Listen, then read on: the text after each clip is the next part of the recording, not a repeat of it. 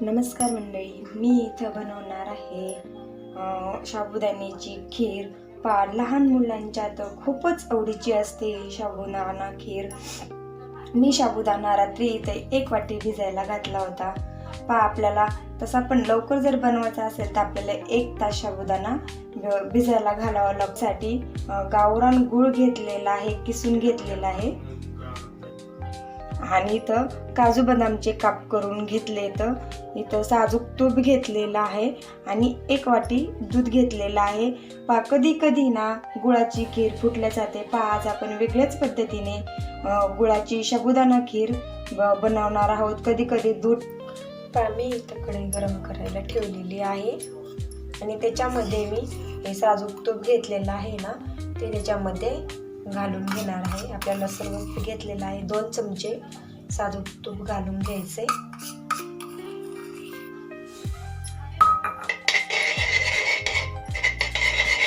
छान असं आपल्याला वितळून द्यायचंय. पहा, आपण इथे दूध घेतलेलं आहे ना, हे पण दूध त्याच्यामध्ये आपल्याला घालून घ्यायचं अशा पद्धतीने.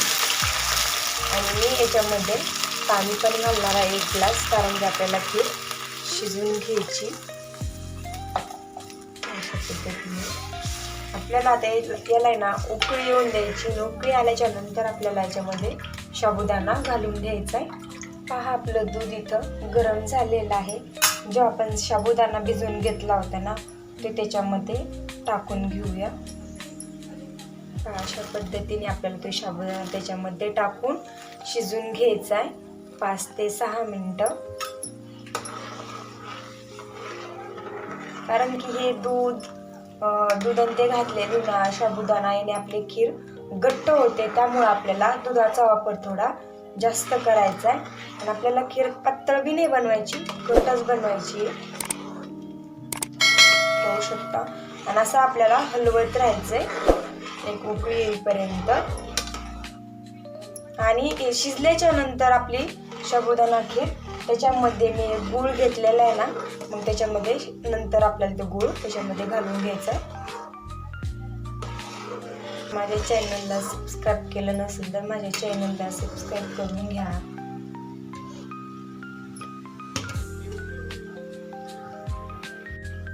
पहा, आपली इथे खीर शिजली का ते पाहूया. कारण की आपला त्यातला साबुदाणा पाहिजे आपल्याला, असा पांढरा पांढरा नाही दिसला पाहिजे.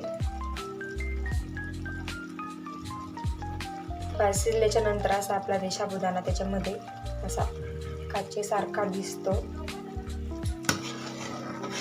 आणखीन आपण 1 मिनिट शिजून देणार आहोत. आणि मीडियम गॅस करून आपल्याला त्याच्यामध्ये गूळ घालून घ्यायचा आहे. साखरेपेक्षा जास्त आहे ना आपली गुळाची खीर आहे ना, खूप छान होते. पण खायला पण खूप टेस्टी लागते. पहा, मी गॅस आहे ना मीडियम केलेला आहे. मीडियम गॅसवरतीच आपल्याला आणखीन 2 मिनिटं आपल्याला गॅस फुल करायचा नाही. अशा पद्धतीने हलवत राहायचंय.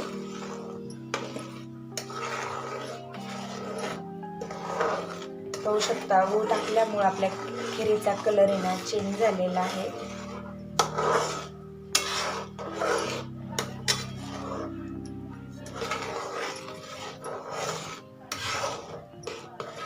पहा, माझा अशा पद्धतीने आपण त्याच्यामध्ये गूळ घातला ना. पहा, मी इथं आता गॅस बंद करून घेणार आहे.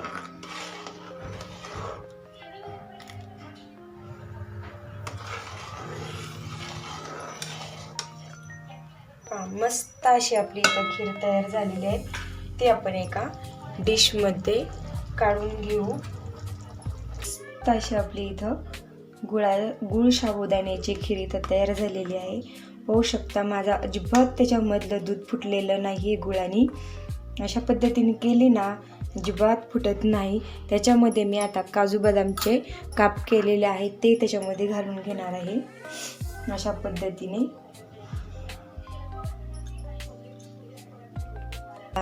अशाच नवीन रेसिपीसाठी पुन्हा भेटूया. धन्यवाद.